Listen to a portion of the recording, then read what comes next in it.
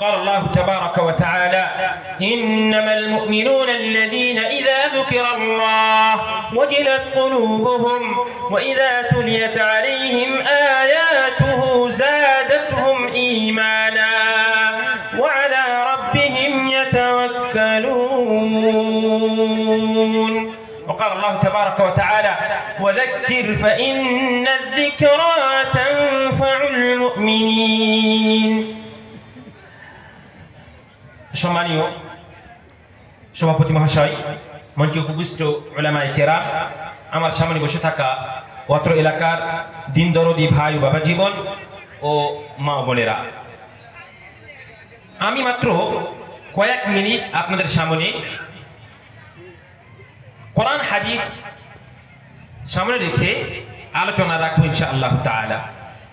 সর্বপ্রথম কথা হচ্ছে, আপনারা যারা এখানে উপস্থিত আছেন, আপনারা এই মাহফিলে যারা উপস্থিত আছেন, মাশাআল্লাহ নাসিব বাবা নাকের ফুল দিয়েছে দেখেন সাতগড়িয়া থেকে। আপনারা যারা এখানে উপস্থিত আছেন, পৃথিবীর বুকে সব থেকে ভালো মানুষদের মধ্যে আপনারা, এটা আমি বলছি না, রাসূলুল্লাহ সাল্লাল্লাহু আলাইহি ওয়াসাল্লাম বলছেন। নবী সাল্লাল্লাহু আলাইহি ওয়াসাল্লাম বলেন: মাজতামা'a কওমুন ফি বাইতিন মিন বুয়ুতিল্লাহ ইয়াতলুনা কিতাবাল্লাহ ওয়া ইয়াতাদারাসুনাহু ফিমা বাইনহুম ইল্লা হাফাতহুমুল মালায়েকা ওয়া গাশিয়াতুমুর রাহমাহ ওয়া নাযালাত আলাইহিমুস সাকিনাহ ওয়া যাকারাহুমুল্লাহু ফি মান ইনদাহু। যে সমস্ত মানুষেরা এইভাবে বসে আল্লাহর যিকর আযকার করবে এবং কোরআন এবং হাদিসের আলোচনা শুনবে, তাদের সম্পর্কে রাসূলুল্লাহ সাল্লাল্লাহু আলাইহি ওয়াসাল্লাম বলছেন যে তাদের উপরে ফেরেশতারা তাদের ডানাকে বিছিয়ে রাখেন। হাফাতহুমুল মালায়েকা ওয়া গাশিয়াতুহুমুর রাহমাহ, আল্লাহ রাব্বুল আলামিনের রহমত আপনাদেরকে ছেয়ে আছে, আল্লাহর দয়া আপনাদেরকে ছেয়ে আছে। ওয়া নাযালাত আলাইহিমুস সাকিনাহ, আল্লাহ রাব্বুল আলামিনের শান্তি আপনাদের উপরে অবতীর্ণ হচ্ছে। আর এর থেকে বড় আপনাদের জন্য সুসংবাদ হচ্ছে, রাসূলুল্লাহ সাল্লাল্লাহু আলাইহি ওয়াসাল্লাম বলছেন: ওয়া যাকারাহুমুল্লাহু ফি মান ইনদাহু, আল্লাহ রাব্বুল আলামিনের পাশে যে সমস্ত ফেরেশতারা আছেন তাদের সামনে আপনাদেরকে নিয়ে গর্ব করছেন যে দেখো, এরা সেই মানুষ, সেই জাতি যাদেরকে তোমরা সৃষ্টি করতে মানা করছে, কিন্তু এরাই আজকে বসে আমার আলোচনা শুনছে, আমার যিকর আযকার শুনছে, করছে। সুবহানাল্লাহ। সুতরাং আপনারা হচ্ছেন সব থেকে ভালো মানুষ। এর একটা বিপরীত দিকও আছে।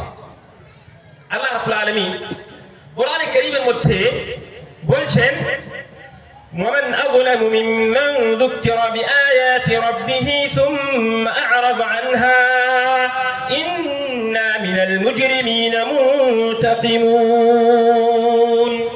তার থেকে বড় অপরাধী আর কে হতে পারে?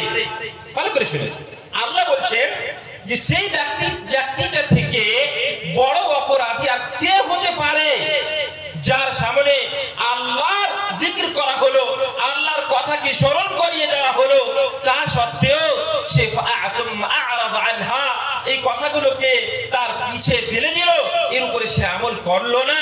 আল্লাহ বলছেন: ইন্না মিনাল মুজরিমিনা মুনতাকিমুন, যারা অপরাধী হবে, যারা কোরআন এবং হাদিসকে শুনে তার উপরে আমল করবে না, তাদেরকে আমি অত্যন্ত ভয়াবহ আযাব দেব। মুনতাকিমুন, তাদেরকে বদলা দিব, মানে আল্লাহর কাছে আমরা বাঁচতে পারবো না। সুতরাং আমাদেরকে সেই প্রথম সারির লোক হতে হবে যাদেরকে নিয়ে আল্লাহ রাব্বুল আলামিন গর্ব করেন। এটা একটা বিষয়। জালসার উদ্দেশ্য হচ্ছে কি? ওয়াদাক্কির ফাইন্নাদ যিকরা তানফাউল মুমিনিন। দেখেন বুঝিয়ার লোকেরা, বুঝির আশেপাশের লোকেরা কত ভালো মানুষ, আলহামদুলিল্লাহ। এতগুলো মানুষ জালসাতে খুব কম হয়, এতগুলো পুরুষ, এতগুলো মহিলা, আপনারা অত্যন্ত সম্মানীয়, আপনারা অত্যন্ত ভালো মানুষ, তাই এখানে আপনারা এসেছেন। কিসের জন্য এসেছেন? আল্লাহ বলছেন: ওয়াযাক্কির ফাইন্না যিকরা তানফাউল মুমিনিন। হে নবী, আপনি মুমিনদেরকে ওয়াজ করেন, নসিহত করেন। এই নসিহত, এই ওয়াজ তাদেরকে লাভদায়ক হবে তাদের জন্য। আর একটা উদ্দেশ্য কি?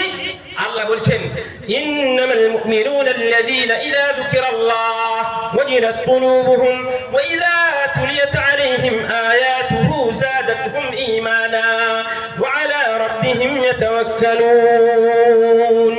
মুমিনের বৈশিষ্ট্য বয়ান করতে গিয়ে আল্লাহ রাব্বুল আলামিন বলছেন, ইন্নামাল মুমিনুনা আল্লাযীনা ইযা যুকিরাল্লাহ।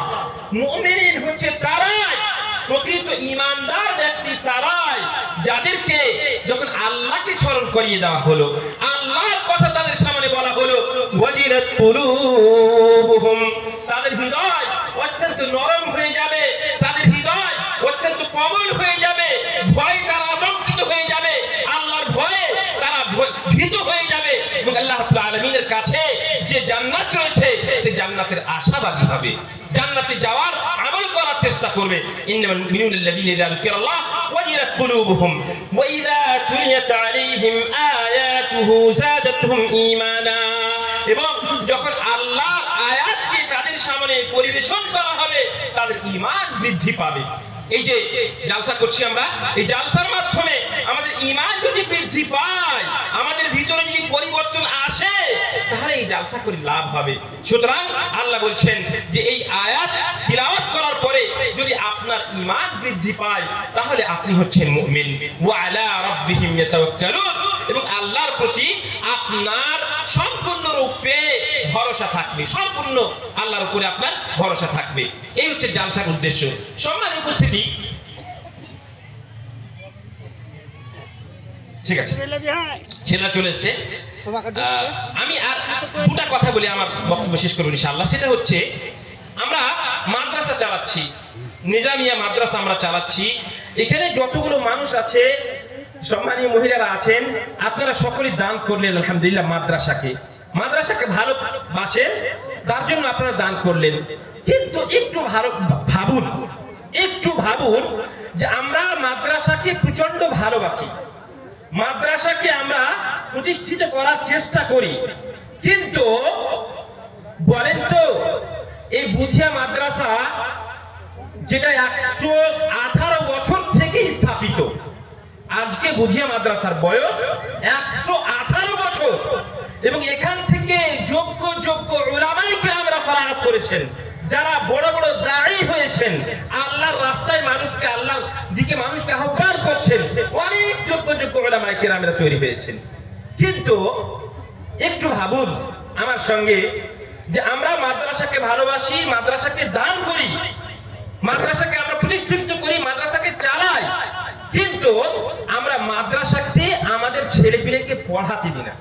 ভালো করে শুনেন, আমরা আমাদের মাদ্রাসাতে আমাদের ছেলেপিলেকে পড়াতে দিই না। বুধিয়া মাদ্রাসায় মনে করেন আমাদের বুধিয়া এলাকার কতগুলো ছাত্র এখানে পড়াশোনা করে, আর বাইরের কত পার্সেন্ট ছাত্র পড়াশোনা করে, আমরা যদি দেখতে পাই তাহলে দেখতে পাবো যে আমাদের বুধিয়া এলাকার ছাত্র আছে, কিন্তু তুলনামূলক কম আছে। আমাদের এই বুকের উপরে প্রতিষ্ঠান হয়ে যেমন ভাবে আমাদের ছাত্রদের দিনদার হওয়া প্রয়োজন ছিল, আমাদের দায়িত্ব ছিল যে আমাদের মাদ্রাসা আছে, আমাদের মাদ্রাসায় পড়াশোনা করে আমাদের ছেলেরা দিনদার হবে। আমি ডাক্তার ইঞ্জিনিয়ার হতে মানা করছি না, কিন্তু ডাক্তার ইঞ্জিনিয়ার হোক, কিন্তু তার সাথে সাথে শুধুমাত্র উচ্চ শিক্ষা নয়, তাকে সুশিক্ষায়ও সুশিক্ষিত করতে হবে। আর সুশিক্ষা মানে হচ্ছে ইসলামী শিক্ষা। সম্মানিত উপস্থিতি, মাদ্রাসা আমরা